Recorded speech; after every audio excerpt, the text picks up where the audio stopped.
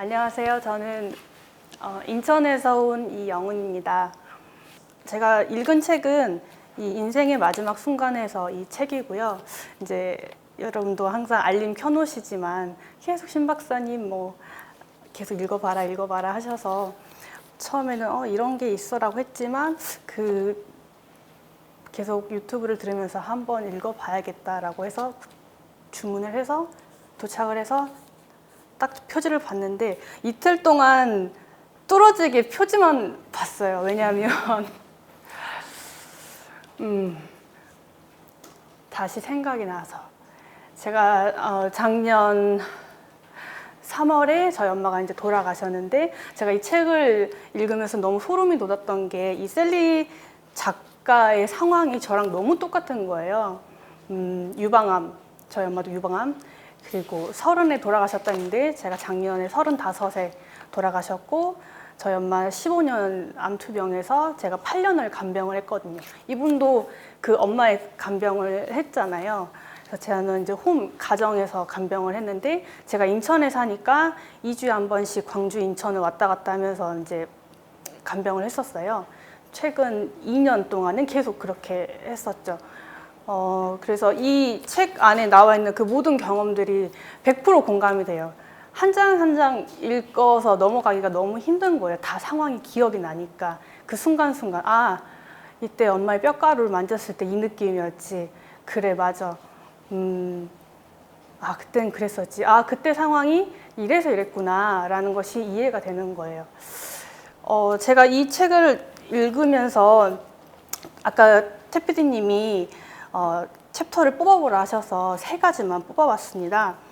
첫 번째는 이 책의 목차가 쭉 죽음에 대해서 나열해져 있는데 2번이 저항 부분이에요. 여기에 제가 이것에 대해서 저 나름대로 소제목을 내 무의식을 지배하는 관점을 깨닫다라고 정해봤는데요. 이 페이지 43쪽에는 이렇게 나와 있어요.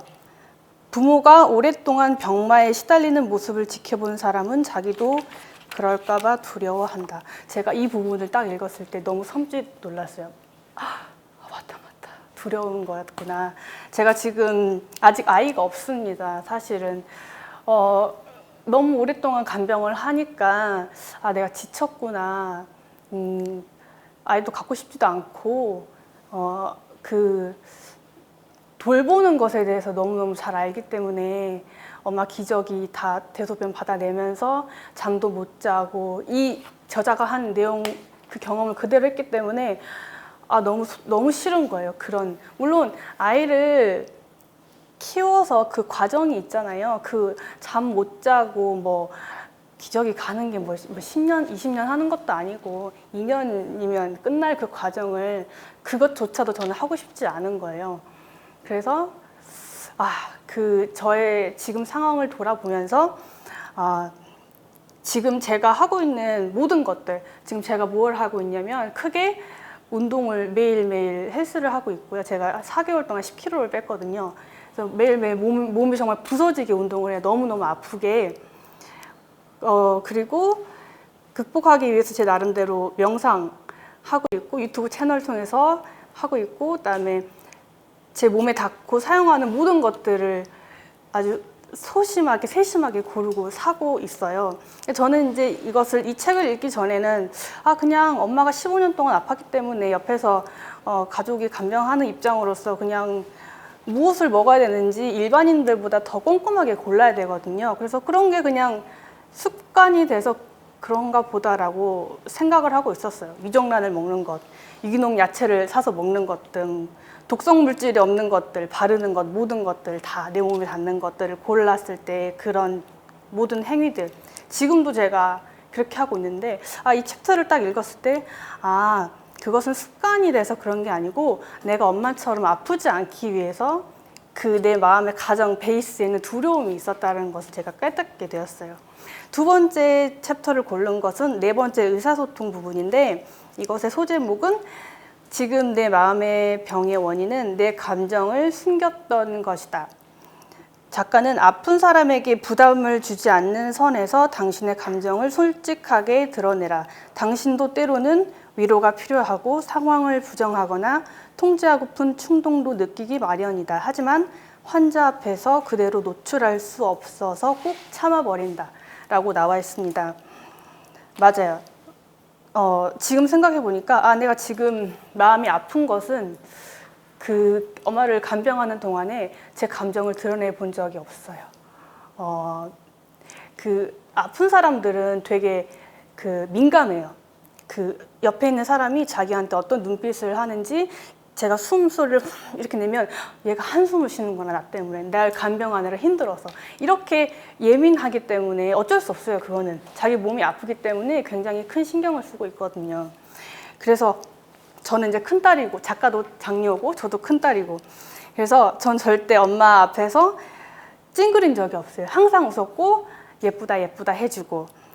그런데 이제 한 번은 이제 그 자연드림이라고 그 유기농 가게가 있어요. 집에서 5분 거리예요. 제가 이제 집에서 나와서 유일하게 바깥 세상을 가는 유일한 통로예요. 세상으로 가서 장을 보고 이렇게 너무 무겁게 장을 들고 이제 집으로 돌아가는 과정에 횡단보도를 건너야 되는데 한 번은 진짜 이게 딱 뚫려 있잖아요, 횡단보도에. 소리를 팍 지르고 싶은 거예요. 막 소리를 지르고 이 장바구니를 딱 던져버리고 막 도망을 가고 싶은 거예요, 막. 너무 힘들어서. 근데 그게 길지 않았고 지금 생각해 보니까 한 15초? 15초 동안 진짜 놓고서 도망가고 싶다. 진짜 너무너무 괴로워서. 그런데 문득 딱 한 15초가 지난 다음에 아니지.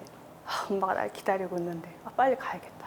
빨리 반찬 만들어서 엄마를 밥을 먹여야지.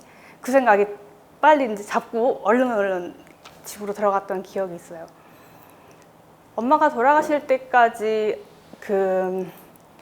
진짜 표현을 해본 적이 없거든요. 그러니까 지금 1년 2개월이 한 1년 4개월이 아직 안 됐구나, 돌아가신 지 지났는데도 이제서야 나를 돌아보는 시간이 생긴 거예요. 내가 왜 이런 생각을 하지? 내가 왜 이렇게 처져 있을까? 갑자기 할 일이 없어져서 그런가? 이제 광주에 매주 내려갔는데 안 내려가니까 인천에 있으니까 내가 할 일이 없어서 그런가? 그런 것들을 막 돌아보면서 그렇게만 생각했었는데 이 책을 통해서 여기서 작가는 그 환자에게, 그러니까 저희 엄마한테 제 감정을 표현했었어야 되는데 표현을 못하고 눌러왔던 그 감정이 지금에서야 이제 터진 거예요, 제가 스스로.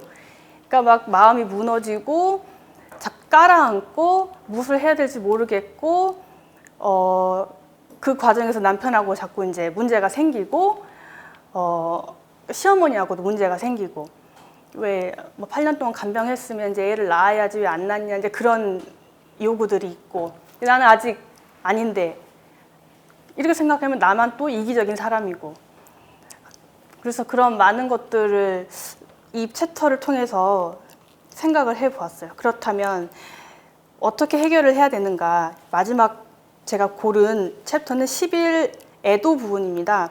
이 작가가 지금 엄마가 돌아가신 지 30년이 지난 시점이더라고요.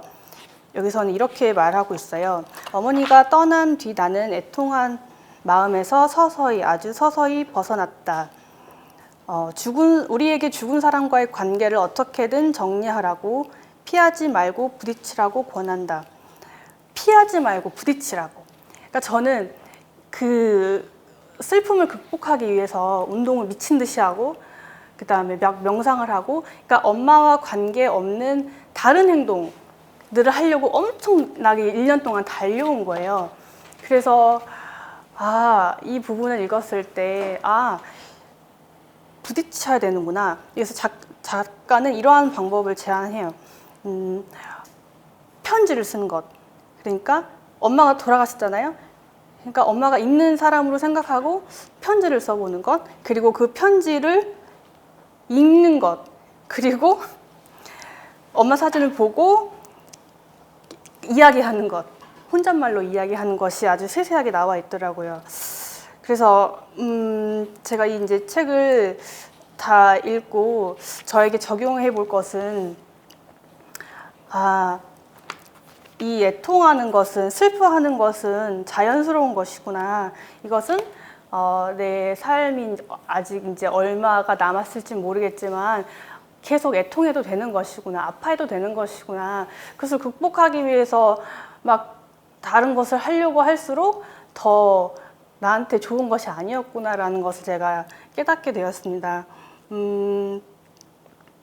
피하지 않고 저는 부딪힐 것이고요. 또 남편에게도 엄마에 대한 얘기를 제가 하지 않았는데 이야기를 좀 해야겠다라고 생각했어요. 그리고 친구들이나 오히려 제 이제 밑에 동생들한테도 더 이야기하고, 아, 우리가 그때 그랬었지, 엄마를 돌보면서 이런 어려움이 있었지. 그렇게 이야기하다 보면 점점 극복해내지 않을까. 이 저자는 30년이 지나도 아직도 그리움에 사무치게 있는데, 나는 이제 1년 3개월 지났는데 내가 욕심이었구나, 다 잊어버리려고 했던 것이. 그래서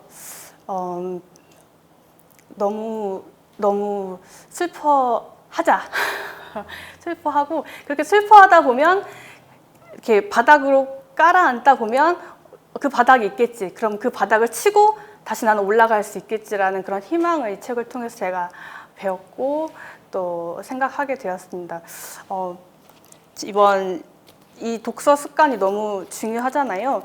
제가 4개월 헬스해서 살을 지금 10kg를 뺀 몸이에요, 이 몸이. 그래서 지금 7개월째 유지하고 있습니다. 그래서 멘토가 제가 그때 있었고, 멘토를 통해서 제가 스스로 피드백을 받고 발전할 수 있다는 것을 제가 그 경험을 통해서 알고 있습니다. 그래서 너무너무 감사드립니다. 이런 모임이 한 사람의 인생을, 삶을 바꾸고 사람을 살리는 일이 될 수도 있다는 것을 알아주셨으면 좋겠고, 또 힘내시고 또 열심히 하도록 하겠습니다. 감사합니다.